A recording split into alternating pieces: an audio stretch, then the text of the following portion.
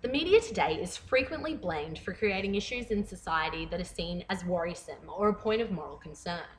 One of the most controversial and prevalent problems that is attributed to the media is the sexualization of children. Many people believe that children are sexualized by the media in two different ways. Firstly, through what they consume, and secondly, through the media that they are a part of. Emma Rush and Andrea Lenore's comment in their 2006 report, Corporate Pedophilia, the Sexualization of Children in Australia, that images of sexualized children are becoming increasingly common in advertising and marketing material. But is this phenomenon being somewhat exaggerated? While there have been examples of the sexualization of children in the media, these instances have always been followed with outrage from society and the media itself, usually leading to their removal.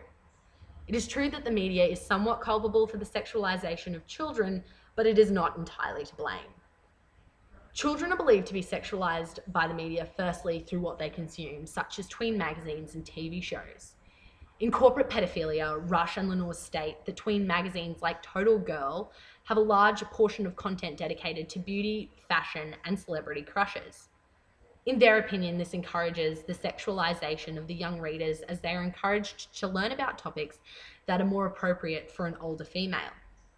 Catherine Lumby and Kath Aubrey state a completely different view of these magazines in their 2010 journal article, Too Much, Too Young, the Sexualization of Children Debate in Australia. They found that after analysing Total Girl, it was evident that the majority of features in this tween magazine were written on pets, slumber parties, music, and dance. The kind of content mentioned by Lumby and Aubrey is supported by the magazine cover line, No Boys Allowed. It is clear from this tagline that the magazine is not promoting the idea of the sexualization of children, but rather an all-girl environment that is more appropriate for the prepubescent girl. This form of media, the tween magazine, is not sexualized and does not promote the sexualization of children as Rush and Lenore's intimate. However, in some television programming, for example shows like Video Hits, which are aired on weekend mornings when children are more likely to be watching TV, they have more content that is sexualizing for children.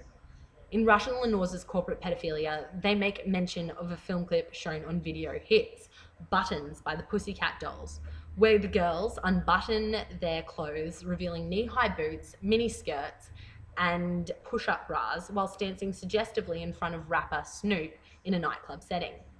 This is obviously an example of the sexualization of children.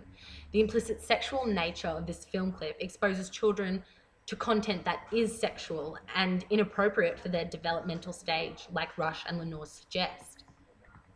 Children are also believed to be sexualized through the media that they are a part of.